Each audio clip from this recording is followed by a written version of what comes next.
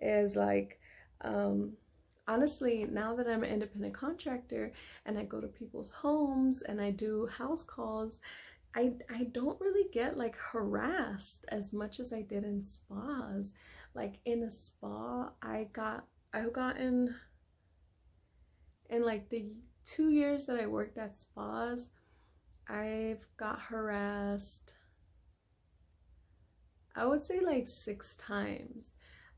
One time a guy grabbed my arm. That was really, really scary because you're in this room by themselves with them and they're like naked and it's only you and they're under the sheet.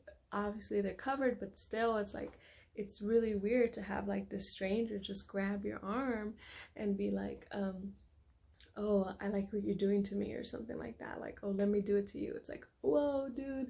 I had to be like, you can't do that. Like, you can't touch me.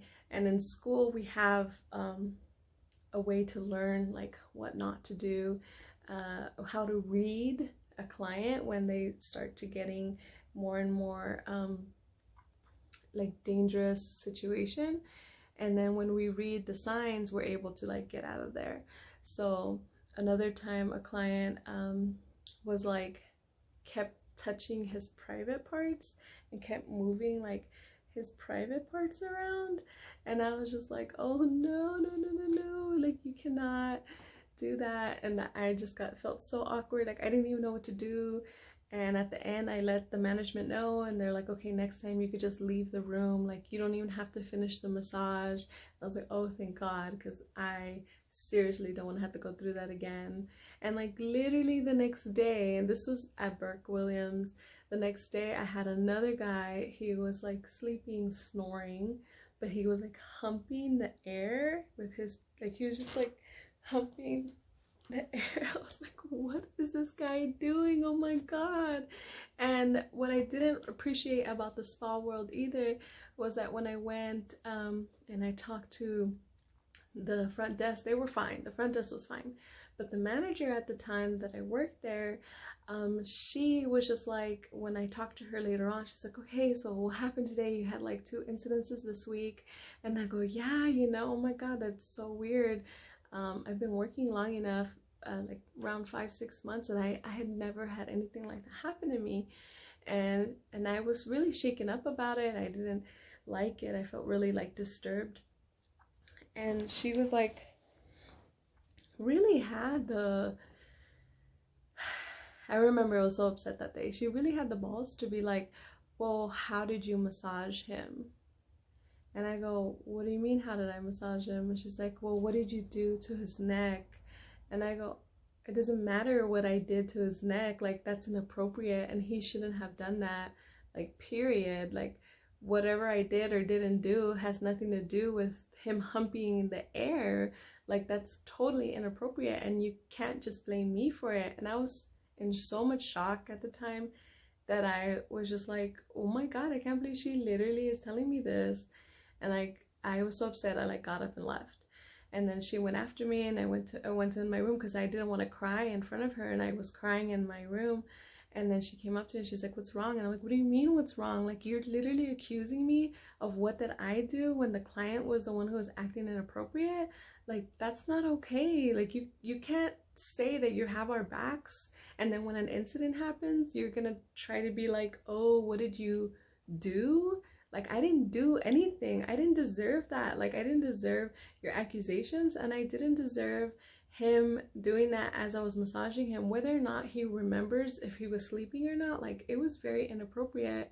Like, I'm a fucking professional. Like, I went to school for this. Like, I didn't pay $4,000, $5,000. Some people even paid $20,000 to go to massage school to get harassed. Like, that's not what we went to school for.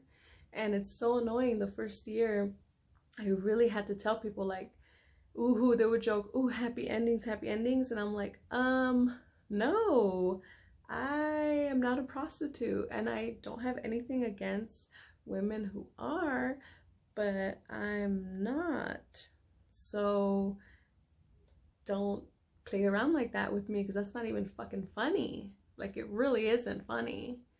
I actually just talked to, side note, I just talked to a woman from Asia, and she said that it totally is a thing in Asia. Like, it's like you go to massage, the happy ending comes with it. It's completely ingrained in their culture. It is a thing, that's what they do.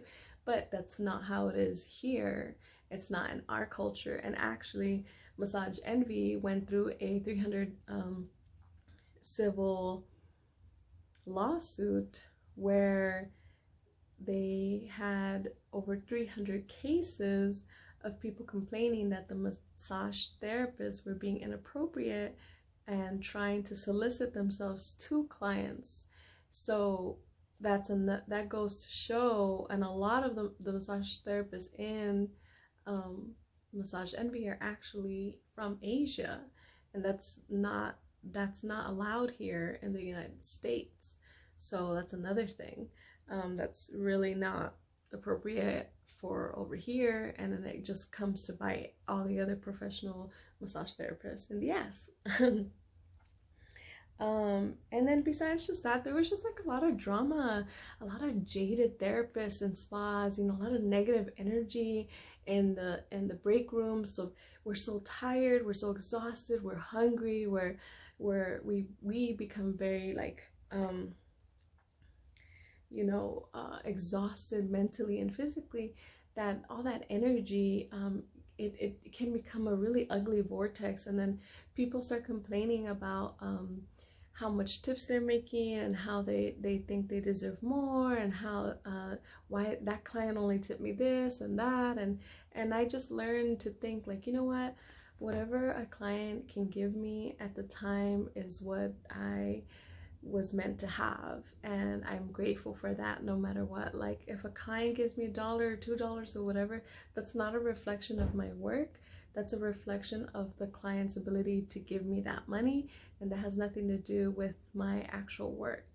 I've even had clients complain about my services but tip me $20. So that, to me, it's like, wow, if you're gonna go as far as to complain about me, then shouldn't you not tip me at all? But that goes to show that that's just whatever people think. It doesn't matter. They're just gonna give you whatever they feel at the time, and it really has nothing to do or value your work. So that's a huge thing about spas that I just didn't enjoy. But don't get me wrong, like a spa, again, I definitely recommend working for it. You need to work out the kinks. You need to work on endurance.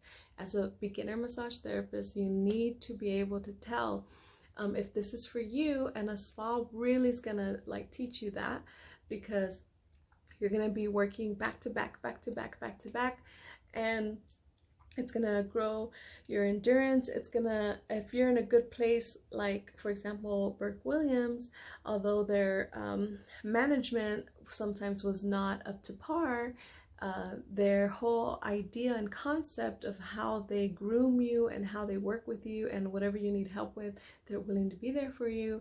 That I really did appreciate and enjoyed, especially as my first massage gig. Oh, lost my pencil. So I hope that helped you in any way. If you're thinking of becoming a massage therapist, or you are a beginning massage therapist, just keep doing that grind. Trust me, when I quit the whole spa world, it definitely was hard for me to keep my ground working. But I definitely got into my flow. I got into my niche, and I love my job, and there's nothing I would rather do. You know, this is a really great experience. It's the longest job I've ever had, and so it took me many years to find my calling, and I'm really happy with that. So if you guys have any questions, again, of course, let me know. My name is Eileen Felix, the Teal Mermaid Goddess. Blue hair, don't care. Have a great